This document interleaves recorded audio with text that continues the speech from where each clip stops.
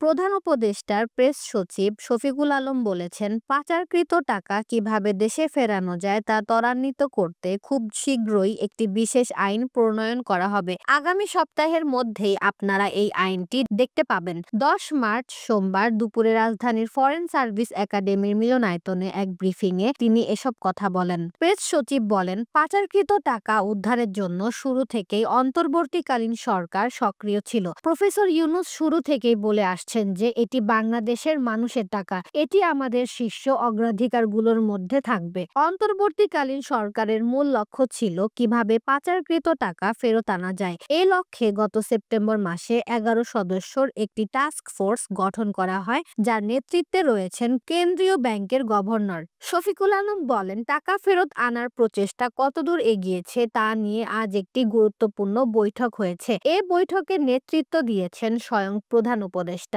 সেখানে বেশ কয়েকটি গুরুত্বপূর্ণ সিদ্ধান্ত নেওয়া হয়েছে। তিনি আরো বলেন, সরকার ও টাস্ক ফোর্স বিভিন্ন ল ফার্মের সঙ্গে আলোচনা চালিয়ে যাচ্ছে। ল ফার্মের সঙ্গে চুক্তি করতে এই আইনটি সহায়ক হবে। ইতিমধ্যে 200টি ল ফার্মের সঙ্গে কথা বলা হয়েছে, তবে এখনো চূড়ান্ত নির্বাচন হয়নি। একটি আইনি প্রক্রিয়ার মাধ্যমে নির্বাচন করা হবে, যেখানে প্রায় 30টি ল ফার্মের সঙ্গে চুক্তি করা হবে। এ নিয়ে আলোচনা অব্যাহত রয়েছে।